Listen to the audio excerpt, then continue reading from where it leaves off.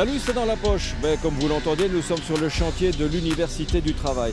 Et à ce propos, savez-vous qu'à peu près tous les corps de métier que l'on retrouve ici, on les forme aussi à l'intérieur, à l'Institut d'enseignement technique secondaire de Charleroi, à commencer par la maçonnerie, qu'on peut apprendre en plein exercice ou en alternance. Et ça, c'est à Farciennes que ça se passe. Sur ce chantier, tous les ouvriers proviennent du CFA.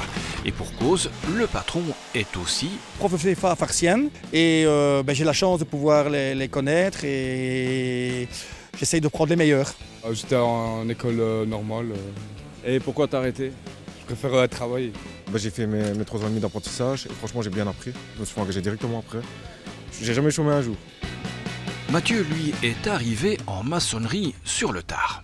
Oui, ici en début septembre, j'étais en vente avant, mais ce n'était pas trop ce que je voulais faire. Maintenant, j'apprends la maçonnerie, franchement, c'est quelque chose que j'adore. Le CFA, c'est 2 jours à l'école, 3 jours en entreprise. Pendant les vacances scolaires, ils travaillent. Ils ont juste les mêmes statuts qu'un ouvrier classique. Ils vont les 4 semaines de congés payés. T'es payé? Ouais. Combien? 580. Et après, la prime qui va arriver aussi, c'est 150 € fin d'année. Pascal en est convaincu, la formation en alternance, c'est la formule gagnante. Ils évoluent beaucoup plus vite en question pratique qu'un ouvrier du plein exercice, mais sans critiquer le plein exercice de toute façon. 29,5 femelles. Il y a peut-être quelques soucis, c'est le rendement un peu moindre ou l'expérience un peu moindre, mais bon, ils en auront.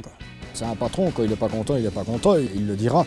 Mais généralement, une fois qu'il le dit, on apprend de son erreur et après, au final, ça permet d'avancer plus vite, quoi. Et oui, tout le monde vous le dira, c'est au pied du mur qu'on reconnaît un bon maçon. Quelles sont les exigences du métier? D'être motivé, d'arriver à l'heure et surtout la sécurité. Et puis en vouloir, parce que c'est un métier quand même très dur. Aujourd'hui, on a la chance d'avoir du bon temps, mais quand il pleut, c'est pas toujours gai. Par moments, on n'a pas envie de se lever parce qu'on a le pied de plomb, c'est très compliqué. Et puis la pression du travail aussi. Mais en cas d'hésitation, le choix du CFA n'est pas irréversible. Non, c'est pas irréversible, effectivement. Ils peuvent à tout moment, s'ils le désirent, retourner dans le plein exercice et donc retrouver la scolarité classique.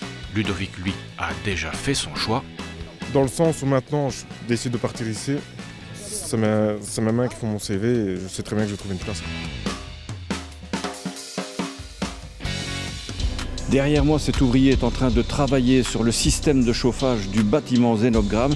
Des chauffagistes et des soudeurs, on en forme aussi à l'IETS. Je suis le plombier, j'ai un beau métier. Non, ne dites plus plombier, mais... monteur sanitaire. Ou encore... mécanicien chauffagiste. Et oui, le métier évolue.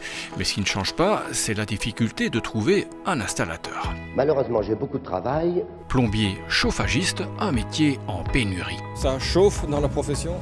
Oui, ça devient très très difficile en tout cas de trouver des chauffagistes, mais alors encore plus compliqué de trouver de bons chauffagistes. Cet élève a rejoint la section en 5e année.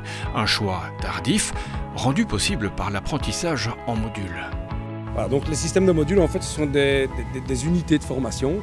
Et donc, on permet aux élèves, un peu comme dans l'enseignement supérieur, d'avoir un module de formation par apprentissage. Et donc, une fois que c'est acquis, c'est enregistré, il n'y a plus personne qui pourra lui enlever. Et donc là, ici, il a déjà rattrapé 2 modules qu'il aurait loupés en 4e année. Il les a déjà récupérés ici dans le courant de l'année en 5e. Au début, ça commence par le b.a.-ba. Au début, on commence par zinguerie sanitaire.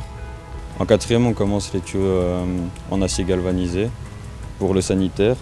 Et après, on fait les tuyaux en acier noir pour le chauffage. Puis, ça se complique un peu. Faut savoir tout faire en section chauffagiste? Plus ou moins, oui. C'est mieux. On appelle ça un repiquage. D'abord, on oxycoupe. On pratique un trou dans le tuyau, pour ensuite repiquer notre tuyau et partir en 1,5 ou juste un diamètre plus petit. Des tuyaux ici, il n'en manque pas. Mais le meilleur, tout le monde vous le dira, c'est le renouvelable.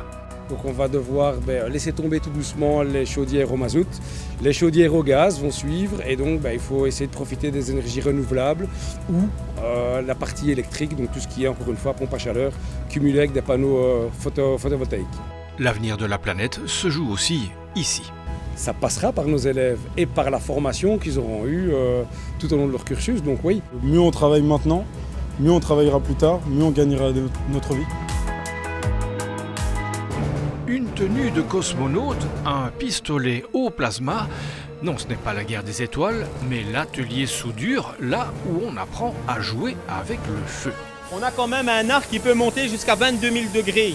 Donc, on a un arc ici qui se crée, on fait un trou carrément dans la main. Et puisqu'un élève averti en vaut deux, on travaille souvent en binôme. Donc il est en 5e, donc il apprend seulement la soudure TIG. Donc je lui apprends ce que j'ai appris, quoi. Qu'est-ce qu'il est en train de faire là? Comme vous le voyez, c'est une tôle ainsi, et il vient souder dans l'angle et assembler les deux pièces. Ici, une seule règle. Il faut s'entraîner, s'entraîner, s'entraîner. Quand j'ai commencé à faire l'ASMI et en PB, ça donnait pas des beaux résultats comme ceci. C'était pas vraiment bien parce qu'on voit trop les vagues, c'est pas assez bien réparti. Et au fur et à mesure, plus je me suis entraîné, plus ça a donné une meilleure répartition. Et le cordon est beaucoup plus beau et beaucoup plus net. On peut commencer la soudure à quel âge? Je dirais 13 ans, 13-14 ans. On peut commencer, oui. On peut dire que c'est un peu les derniers métallos? Bien sûr, on peut le dire. Bien sûr, c'est l'un encore des seuls métiers où on réalise, où on fabrique. On peut faire des fleurs, on peut faire des barrières, on peut faire vraiment de tout. La soudure, en fait, c'est pas essentiellement venir assembler des pièces et tout ça, c'est vraiment... on passe par la ferronnerie, justement, où on peut faire plein de choses, vraiment plein de choses, c'est divers. Et il n'y a pas de limite, on peut faire ce qu'on veut? Pratiquement. C'est l'imagination qui a des limites. Ce banc, par exemple, un prototype maison, sera bientôt réalisé en 3 exemplaires. Ils vont normalement être dans le couloir de la direction pour que les parents qui attendent pour les inscriptions puissent s'asseoir dessus. Andrew, lui, ne compte pas se reposer sur ses acquis. Déjà des idées de job? J'aimerais ouvrir mon entreprise, et surtout faire scaphandrier, du coup soudeur sous l'eau. Pourquoi? Je me suis inspiré de Les chemins de la dignité. Et ce film m'a beaucoup donné envie de faire ça, vu que c'est aussi un scaphandrier, ça m'a donné envie simplement. À l'IETS, on forme aussi des mécaniciens automaticiens.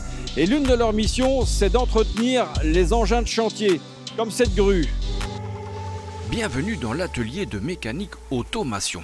Ici, il faut être sur tout, quoi. Il faut savoir chipoter, jouer, aimer le travail qu'on fait, prendre du plaisir, quoi.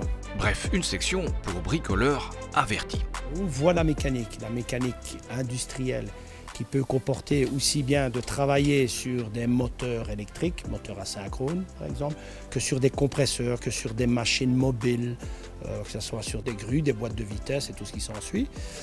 Ensuite, il y a la partie automation. La partie automation, c'est l'étude des systèmes pneumatiques et hydrauliques. La plupart des machines qui se trouvent ici ont été fournies par des partenaires. Ici, vous avez une pompe à membrane qui nous a été offerte par l'aéroport de Charleroi. Et parfois, elle retrouve une seconde vie. On travaille sur une foreuse à colonne et on devait la remettre aux normes par rapport aux règles qu'il y a de sécurité. Du coup, oui, ça prolonge un peu la vie de la machine. Justement, aujourd'hui, c'est atelier panne. Je regarde la continuité qu'il y a entre les fils pour voir s'il n'y a pas une rupture dans un fil ou autre chose. Alors ce compresseur, tu as trouvé la panne? Oui, c'est simplement le filtre à air qui était bouché et j'ai dû le nettoyer, reprendre les saletés qu'il y avait à l'intérieur et maintenant c'est bon. Ici vous avez l'élève, qu'est-ce qu'il fait? Il fait un relevé de dimension du cylindre. Le compte est bon? Oui, tout est bon. J'ai fait la mesure du diamètre du cylindre et la longueur du cylindre pour trouver le débit et la cylindrée qui est de 120 cm3. Ça va, c'est bon pour moi. Adrien est prêt pour son stage. Je vais à Johnson & Johnson à Oudin. C'est une entreprise pharmaceutique. Les automaticiens, c'est ceux qui font tourner l'industrie finalement? Exact. Ils font tourner l'industrie, mais l'industrie dans les différents secteurs. Sur 8 élèves que j'ai eu l'année passée en 6e, ils ont tous trouvé un emploi dans leur domaine et sur différents partenaires. Il y en a qui sont partis chez Infrabel, à la SNCB, chez Yvonim, anciennement Solvay. Un terrain de jeu idéal pour Ali Riza et ses collègues. Voilà, c'est dans la poche, c'est terminé. On se retrouve la semaine prochaine et d'ici là, quoi que vous fassiez, faites-le bien.